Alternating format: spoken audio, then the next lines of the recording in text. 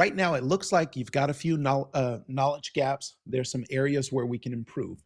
The good thing is that you're taking action. I want to commend you for actually taking the scorecard because that's something that a lot of people don't do. What they do is just kind of, they're like, hey, I think I know this information. And then they just go straight into the exam, but they don't really know, hey, are you really ready? They've never had anybody really drill them to say, hey, all right, you're now ready to go. Okay, so I want to show you something for just a moment. Give me just a few minutes. I think this is going to really help. I think it's going to give you a little more insight as to why you not only want to pass the exam, but you want to do exceptionally well. Okay, so here we go. So when it comes to the National Registry exam, you've got the passing score, the minimum passing score is 950, right? Okay, so everybody's just trying to get that, hey, I passed. They want to hear that, congratulations, I passed. But let's say this first person, they take the test and they get a 725. So that person says, unfortunately, you didn't pass, right?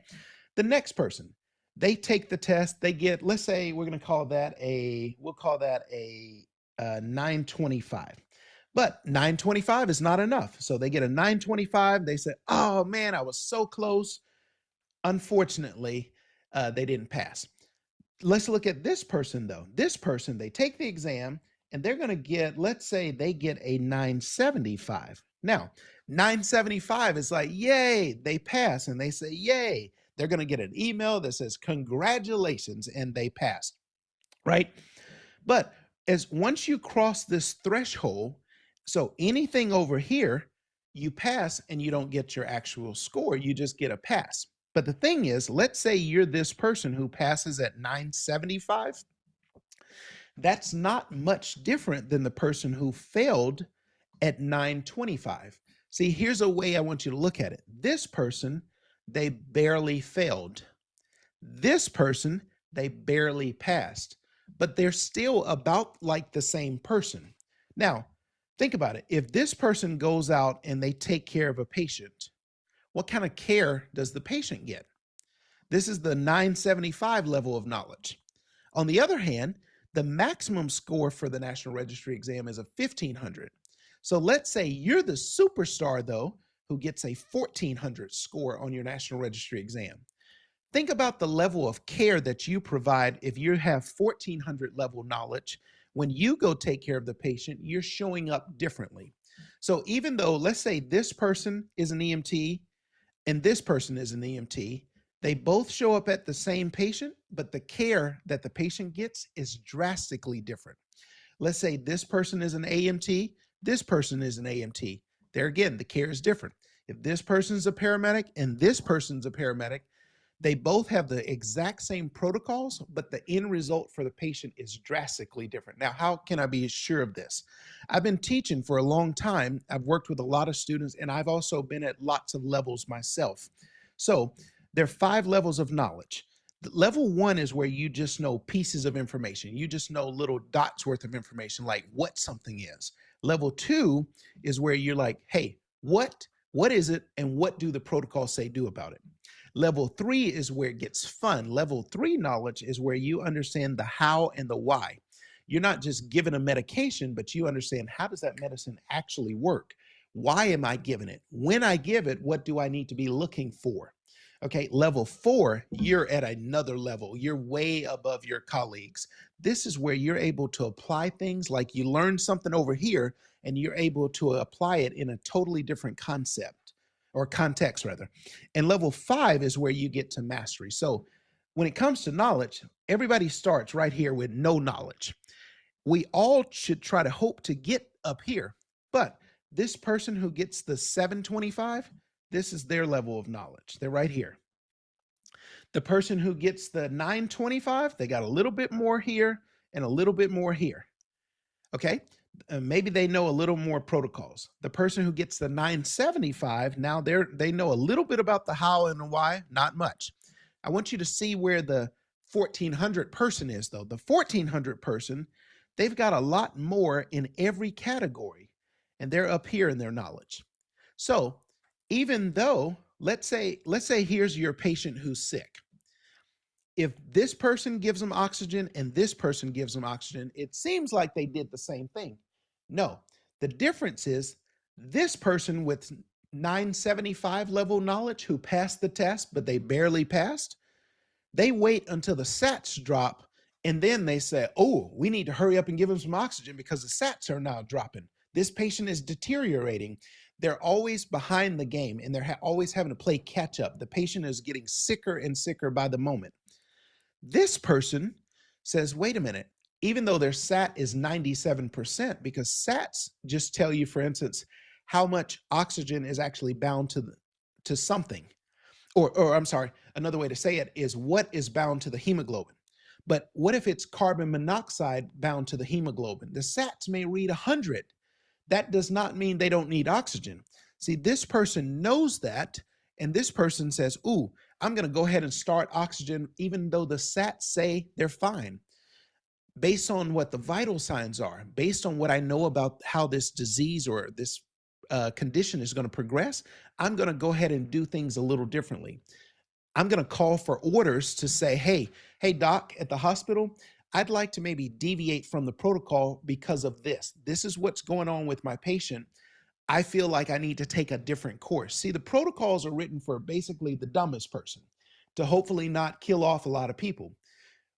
But you want to be that type of clinician that's able to think for yourself and say, what is my patient likely to need? So here's what I'm going to recommend for you. If you want to not just be the person who barely passes, but you want to be the person who actually gives the patient the best possible care that they can get. Because think about it, when this patient calls 911 or their family calls 911, they don't say, hey, dispatch, would you send me the crew that barely made it?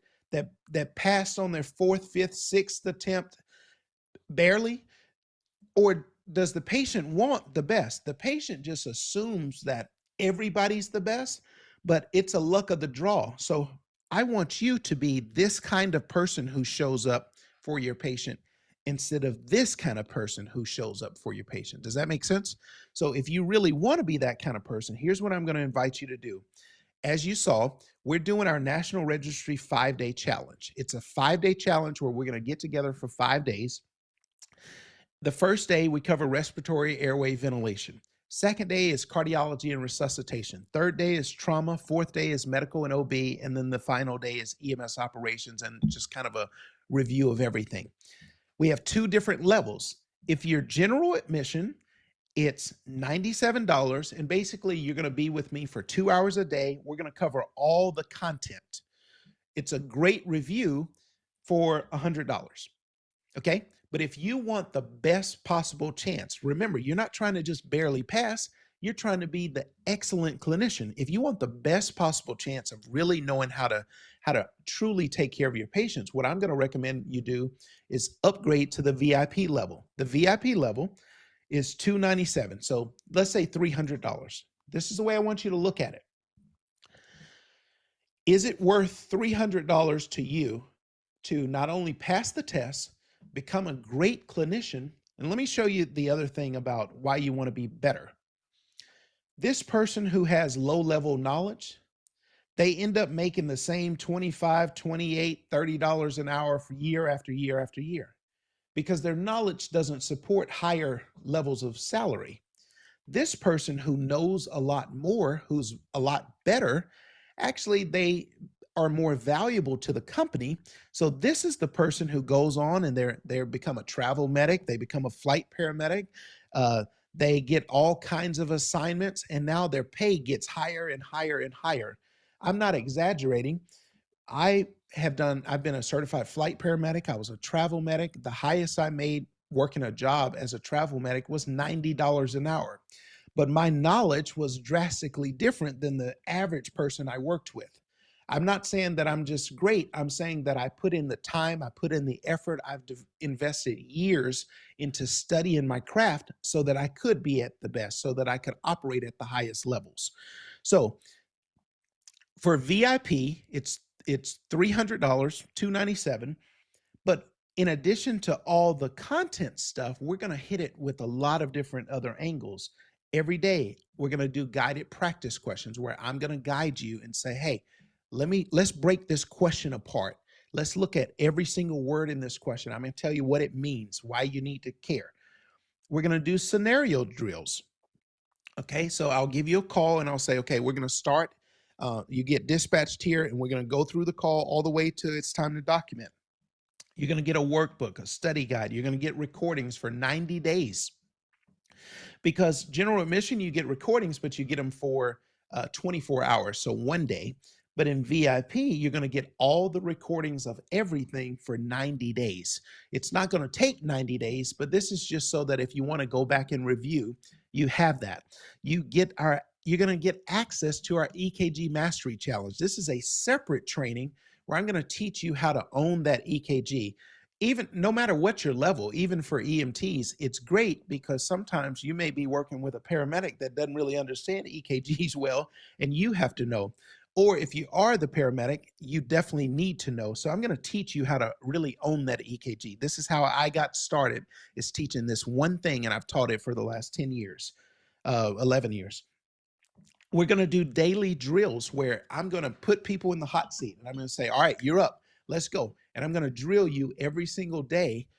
The first time we do it, it's a little uncomfortable. I'm going to be honest with you. As we keep doing it, you're going to find that suddenly you're beating me to the answer. And then I'm going to see the smile on your face because you're like, oh man, I get it. I'm making the connections. I got it. Like, I understand this, coach. And after we do this every day, you're just going to naturally get better. And then finally, we're going to do a final review where we're going to take everything that we've done for the whole week and do like a master review. When you can pass this final review, when you can answer these questions, when you are able to get 90, let's say 90, 95% of these questions correct right there, when I ask you these questions, you are ready to go pass that test. But not only are you ready to pass the test, you're ready to be an excellent clinician. So here's what I want you to do. Don't delay.